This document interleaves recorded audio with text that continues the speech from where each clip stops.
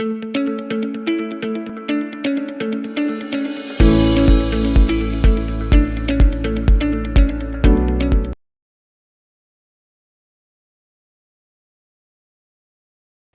আগে আমার কাছে একজন পেশেন্ট এলেন মালদা থেকে।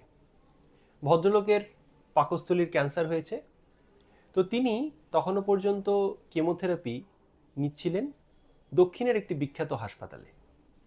তো সেখানে 3টি কেমোথেরাপি নেওয়ার পর তিনি এখানে আসেন আমার কাছে কেমোথেরাপি নেওয়ার জন্য। আমি সাদরে তাকে গ্রহণ করি এবং তাদেরকে চতুর্থ সাইকেল কেমোথেরাপিটা দিই।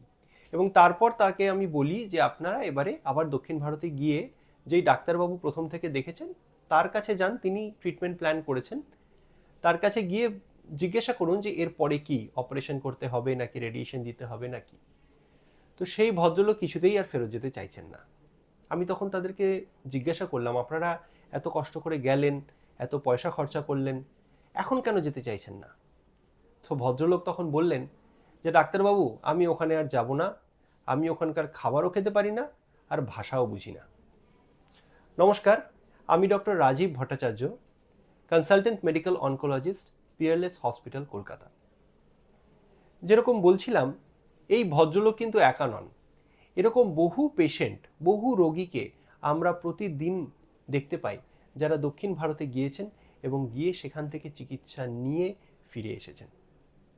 তো সাধারণভাবে আমাদের এখানকার মানুষদের একটা ধারণা হচ্ছে যে কিছু কিছু রোগ যেগুলি এখানে জটিল রোগ, সেগুলির সঠিক চিকিৎসা আমাদের এখানে পাওয়া সম্ভব নয়।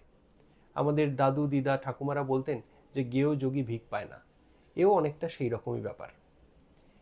এছাড়া ক্যান্সারের ক্ষেত্রে বলবো যে সাধারণ মানুষের মনে একটা ধারণা যে ক্যান্সার হচ্ছে একটা রাজরোগ, একটা বড় রোগ, এই রোগের চিকিৎসা করার কাছাকাছি লোকালিটিতে করা সম্ভব নয়, এর জন্য আমাদের দূরে যেতে হবে। অলমোস্ট একটা পিলগ্রিমেজ বা একটা তীর্থযাত্রা করতে হবে যাতে সেই ক্যান্সারের রোগ থেকে তারা মুক্তি পেতে পারেন। এবং তার ফলে তারা ওখানে যান, বাইরের যে ভিন রাজ্যে চলে যান এবং সেখানে গিয়ে তারা দেখেন, তারা আমাকে এসেও বলেন যে ডাক্তারবাবু, এখানকার ডাক্তারবাবুরা তো কথাই বলতে চান না, কিন্তু দক্ষিণ ভারতের ডাক্তারবাবুরা কিন্তু আমাদের সাথে সময় নিয়ে কথা বলেন। এছাড়া তারা বলেন যে আমাদের দক্ষিণ ভারতে, আমাদের এখানের থেকে দক্ষিণ ভারতের যে হসপিটাল, সেখানকার সিস্টেমটা অনেক বেটার। এগুলির কোনোটাই কিন্তু ফেলে দেওয়ার মতো নয় এবং খামতি কিছুটা আমাদেরও আছে। আমার মনে হয় যখন একজন পেশেন্ট আসছেন, তো একজন স্পেশালি ক্যান্সার পেশেন্ট আসছেন, তাকে যথেষ্ট সময় দিয়ে দেখা দরকার, তাকে প্রপার কাউন্সেলিং করা দরকার।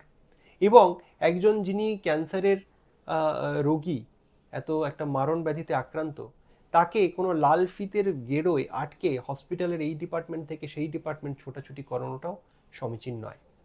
তাদেরকে একটা স্ট্রিমলাইন্ড ওয়েতে, যাতে তারা প্রপারলি তাদের সমস্ত ইনভেস্টিগেশনসগুলো, সমস্ত ওষুধগুলো ঠিকঠাকভাবে পেয়ে যেতে পারেন, সেটা দেখাও কিন্তু দায়িত্ব। কাজেই এই জিনিসগুলি হচ্ছে একটি পজিটিভ, যেগুলি আমাদের রোগীরা এসে বলেন দক্ষিণ ভারত সম্পর্কে। কিন্তু এক্ষেত্রে আমার যেটা মনে হয়, এটা আমার ধারণা, যে একটা বায়াসও কিন্তু কাজ করে। ধরুন আপনি নিজের এলাকার ডাক্তারবাবুকে দিয়ে চিকিৎসা না করিয়ে অনেক পয়সা খরচা করে, অনেক কষ্ট করে, অনেক ত্যাগ স্বীকার করে ছুটি নিয়ে অফিস থেকে কাউকে নিয়ে দক্ষিণ ভারতে গিয়েছেন। তখন আপনার মনে হবে যে যেই ব্যবহারটাই আপনি সেখানে পাচ্ছেন সেটাই ভালো, যেই চিকিৎসাটাই আপনি পাচ্ছেন সেটাই স্পেশাল। তার কারণ আপনি অলরেডি অনেকটা ত্যাগ স্বীকার করে এখানে এসেছেন। এবারে এখানে এসে আপনি নিজের কাছে যদি স্বীকার করেন যে না, এখানকার চিকিৎসাটাও খুব একটা ভালো হচ্ছে না, বা অ্যাডিশনাল কিছু আমি নিজের শহরের থেকে বেশি কিছু পাচ্ছি না, এটা মেনে নিতে আমাদের নিজেদের যে সাবকনশিয়াস মাইন্ড, তার একটু অসুবিধা হয়। তো সেই সাধারণ অল্প বায়াসটা আমার মনে হয় কিছুটা হলেও রয়েছে।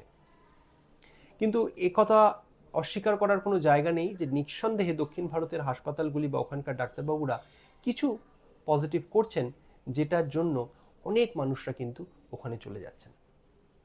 কিন্তু এবারে আমি কিছু প্র্যাকটিক্যাল নেগেটিভ পয়েন্টসের কথা বলি। অনেক সময় আমাদের এখান থেকে গ্রামগঞ্জ থেকে মানুষরা, যারা অতটা লেখাপড়া জানেন না বা খুব বেশি শিক্ষিত, উচ্চশিক্ষিত নন, তারা যখন ওখানে যান তখন যেন একটা আকুল পাথারে পড়েন। অনেক সময় তারা ওখানে গিয়ে সেখানকার ভাষা বুঝতে পারেন না, সেখানকার খাবার ঠিকমতো খেতে পারেন না, তাদের পেটের সমস্যা হয়। এছাড়া অনেক বেশি পয়সা খরচ, ওখানে যাওয়া, ওখানে গিয়ে থাকা, যাতায়াত করা ইত্যাদিতে অসুবিধে হয়। যদি ওখানে একজন পেশেন্ট একটা সার্জারি করান, তাহলে সেক্ষেত্রে সেই সার্জারি করিয়ে বা অপারেশন করিয়ে ফিরে আসার পর কিন্তু এখানকার কোনো সার্জন সেই পেশেন্টের ফলো আপ করতে চাইবেন না। যিনি অপারেশন করেছেন তিনি জানেন যে তিনি কিভাবে অপারেশন করেছেন, ভেতরে কি কি প্রসিজার তিনি ফলো করেছেন। কাজেই যখন সেই পেশেন্টের এখানে ফিরে আসার পর কোনো সমস্যা হয়, তখন তারা আপ্রাণ খোঁজার চেষ্টা করেন যে লোকালি কোনো ডাক্তারকে বা কোনো সার্জনকে দেখানো যায় কিনা, কিন্তু বেশিরভাগ ক্ষেত্রে বড় বড় সার্জনরা এই ধরনের কেস নিতে চান না। তারা বলেন যে আবার তারা যেন ফেরত চলে যায়।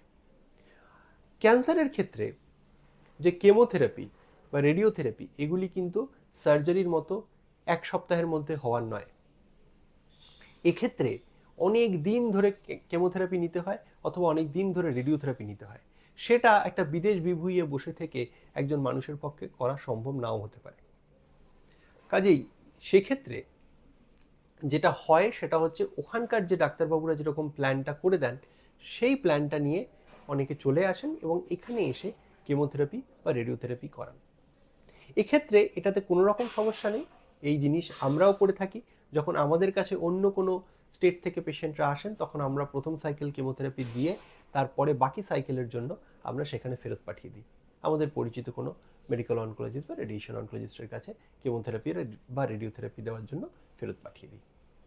তো সেই প্রবলেমটা কিন্তু আছে যে আপনার যেই ডাক্তারবাবু আপনার চিকিৎসাটা প্ল্যান করছেন একটা কিছু ভেবে, সেই ডাক্তারবাবুর কাছে কিন্তু আপনারা কেমোথেরাপি বা রেডিওথেরাপিটা নিতে পারবেন না।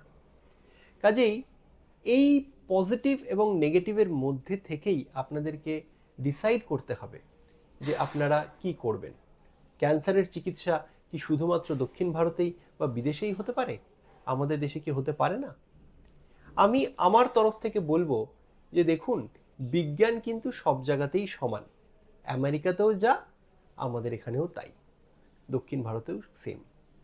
এবং আধুনিক যুগে যেখানে গ্লোবালাইজেশন চলে এসছে, সেখানে গতকালকে যদি কোনো ট্রায়াল পাবলিশ হয়, আজকে আমি কিন্তু সে ওষুধ সম্পর্কে জানতে পারছি এবং যদি সম্ভব হয়, যদি আনানো যায়, তাহলে সেই ওষুধ কিন্তু আমি চালিয়ে দিতে পারি। কাজেই আপনারা যখনই কোনো ক্যান্সারের ডায়াগনোসিস আপনাদের পরিবারের কারোর বা বন্ধুবান্ধব মহলের মধ্যে হবেন, তখন খুব দ্রুত গতিতে আমাদের রাজ্যটাকে ছেড়ে অন্য কোথাও চলে যাওয়ার আগে একটু ভাবনা চিন্তা করে নেবেন। প্রত্যেকটা পজিটিভ এবং নেগেটিভ পয়েন্টস ক্যালকুলেট করে নেবেন, নিজেদের মধ্যে আলোচনা করে নেবেন, যাতে পরবর্তীকালে কোনো সমস্যার সম্মুখীন আপনাদের না হতে হয়। আজকে এই পর্যন্তই। ধন্যবাদ।